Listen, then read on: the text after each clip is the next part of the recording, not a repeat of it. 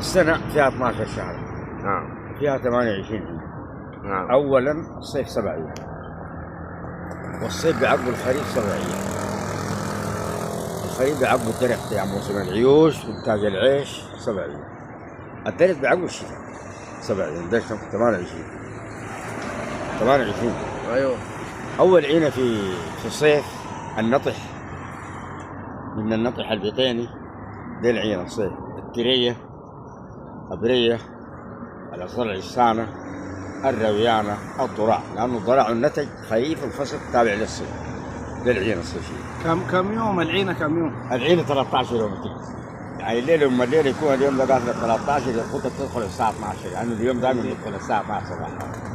دائما هي أسرع يوم بكرة الاثنين ما بكرة الساعة 12 صباح.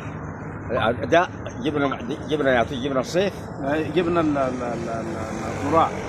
الذراع ده تابع للصيف 7 أيام. النتج خريف. الفصل تابع للصيف. هو ذاته فيه هو زايد في العين. العين 13 يوم، هو زايد 14 يوم تيجي يسموه ذراع. السبعة الأولى تابعة للصيف. السبعة الثانية الأخيرة تابعة للخريف. ندخل النترة. النترة برضه 7 أيام الخريف. النترة تعقيب النترة دي خشم اللسن. تعقيب الرمشة. كم يوم النترة؟ كل يوم 13 يوم تيجي. النترة 13 يوم تيجي. وتعقيب شنو؟ الرمشة، رمشة عيون اللسن. الرمشة بتعقيب الجبهة دي ذاتها كابة المويدين هسه قاعدين. الجبهة النداية. السعدية الآخر يوم فيها. الجبهة بكرة بتدخل يوم الاثنين، بتدخل الطرفة طار اللسن. الطرفة بعقب الخيرسان رقبة اللسن. الخيرسان بعقب العيوة برعد الكثير ذاك براقه ذاك العيوة ده صدر اللسن. منه السماق عريج يا بحر بقفاك هسه مكان البوال ما يبتخبره. ما هو عريج مع البوال.